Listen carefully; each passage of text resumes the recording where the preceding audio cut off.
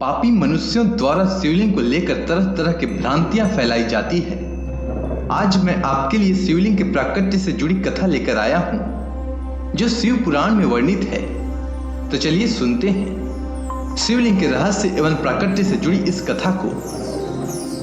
एक समय की बात है, सनत कुमार जी ने नंदिकेश्वर जी से शिवलिंग के प्राकट्य को लेकर विस्तार से जानना चाहा।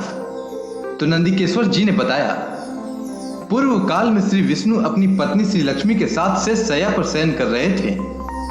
तब एक बार ब्रह्मा जी वहां पहुंचे और विष्णु जी को पुत्र कहकर पुकारने लगे। वे बोले, पुत्र उठो, मैं तुम्हारा ईश्वर तुम्हारे सामने खड़ा हूं। यह सुनकर विष्णु जी को क्रोध आ गया।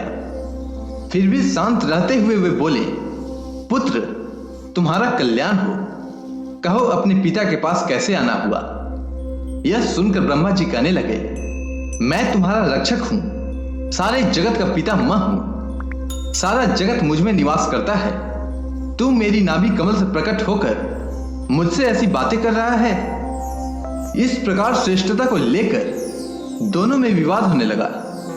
तब वे दोनों अपने को प्रभु कहते कहते एक दूसरे का वध करने को तैयार हो गए।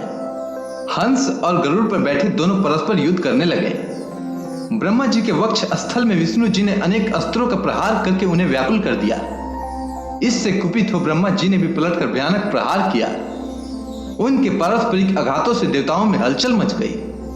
वे घबराए और त्रिशूलधारी भगवान शिव के पास गए और उन्हें सारी व्यथा सुनाई। भगवान शिव अपनी सभा में उमा देवी सहित सिंहासन पर विराजमान थे और मंद मंद मुस्कुरा रहे थे। महादेव जी बोले, पुत्रो, मैं जानता हूं कि तुम ब्रह्मा और विष्णु के परस्पर युद्ध से बहुत दुखी हो। तुम डरो मत, मैं अपने गणों के साथ तुम्हारे साथ चलता हूं। तब भगवान शिव अपनी नंदी पर आरूढ़ हो देवताओं सहित युद्ध स्थल की ओर चल दिए। वहां छिपकर वे ब्रह्मा विष्णु के युद्ध को देखने लगे। उन्हें जब यह ज्ञात हुआ कि वे दोनों एक दूसरे को मारने की इच्छा से माहेश्वर और पशुपात अस्त्रों का प्रयोग करने जा रहे हैं, तो वे युद्ध को शांत करने के लिए महाअग्नि के तुल्य एक स्तंभ के रूप में ब्रह्मा और विष्णु के मध्य खड़े हो गए।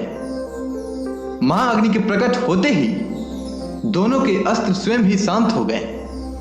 अस्त्रों को शांत होते देखकर ब्रह्मा और विष्णु दोनों कहने लगे कि इस अग्नि स्वरूप स्तंभ के बारे में हमें जानकारी करनी चाहिए।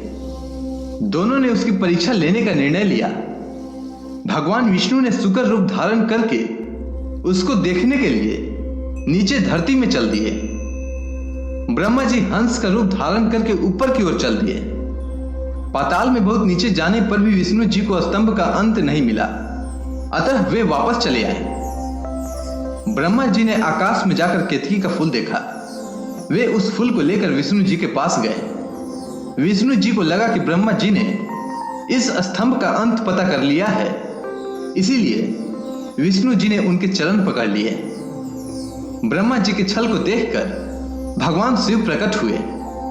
विष्णु जी की महानता को देखकर शिव प्रसन्न होकर बोले, हे विष्णु जी, आप सत्य बोलते हैं, अतः मैं आपको अपनी समानता का अधिकार देता हूं। महादेव जी ब्रह्मा जी के छल पर अत्यंत क्रोधित हुए। उन्होंने अपने त्रिनेत्र से भैरव को प्रकट किया और उन्हें आज्ञा दी कि वह तलवार से ब्रह्मा जी को दंड दे। आज्ञा पाते ही भैरव ने ब्रह्मा जी के बाल पकड़ लिए और उनका पांचवा सिर काट दिया। ब्रह्मा जी डर के मारे कांपने लगे। उन्होंने भैरव के चरण पकड़ लिए तथा क्षमा मांगने लगे। इसे देखकर श्री विष्णु ने भगवान शिव से प्रार्थना की कि आपकी कृपा से ब्रह्मा जी को पांचवा सिर मिला था, अतः आप इन्हें क्षमा कर दें। तब शिव जी की आज्ञा पाकर ब्रह्मा को भैरव ने छोड़ दिया। शिव जी ने कहा, तुमने प्रतिष्ठा और ईश्वरत्व को दिखाने के लिए छल किया है, इसीलिए मैं तुम्हें श्राप देता हूं कि तुम सत्कार, स्थान और उत्सव से विहीन रहोगे। ब्रह्मा जी को अपनी गलती का पछतावा हो चुका था। उन्होंने भगवान शिव के चरण पकड़कर क्षमा मांगी और निवेदन किया कि वे उनका पांचवा सिर पुनः प्रदान करें। महादेव जी ने कहा, जगत की स्थिति को बिगड़ने से बचाने के लिए पापी को दंड अवश्य देना चाहिए ताकि लोक मर्यादा बनी रहे। मैं तुम्हें वरदान देता हूं कि तुम गणों के आचार्य कहलाओगे और तुम्हारे बिना यज्ञ पूर्ण न होंगे। फिर उन्होंने केतकी के पुष्प से कहा, अरे दुष्ट केतकी पुष्प, अब तुम मेरी पूजा के अयोग्य रहोगे।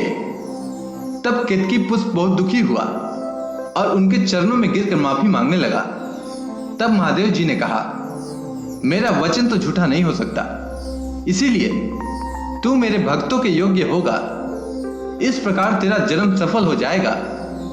इसके बाद ब्रह्मा जी और विष्णु जी भगवान शिव को प्रणाम कर चुपचाप उनके दाएं बाएं भाग में खड़े हो गए और उन्होंने पूजनीय महादेव जी को श्रेष्ठ स्थान पर बैठाकर पवित्र वस्तुओं से उनका पूजन किया। भगवान विष्णु और ब्रह्मा जी के युद्ध को शांत कराने के लिए जो अनादि और अनंत ज्योतिर्स्तंभ प्रकट हुआ था, वही ज्योतिर्मय लिंग अत्यंत छोटा हो गया ताकि जगत के लोग इसका दर्शन व पूजन कर सकें। और वही ज्योतिर्मय स्तंभ शिवलिंग के रूप में जाना जाता है। इसका दर्शन, स्पर्श और ध्यान प्राणियों को जन्म और मृत्यु के कष्ट से छुड़ाने वाला है। इसीलिए मनुष्यों को शिवलिंग की पूजा करना चाहिए। यह स्वयं शिव ने शिव पुराण में कहा है। अगर आपको यह कथा अच्छी लगी हो तो कमेंट सेक्शन में ओम नमः शिवाय लिखना न भूलें। धन्यवाद।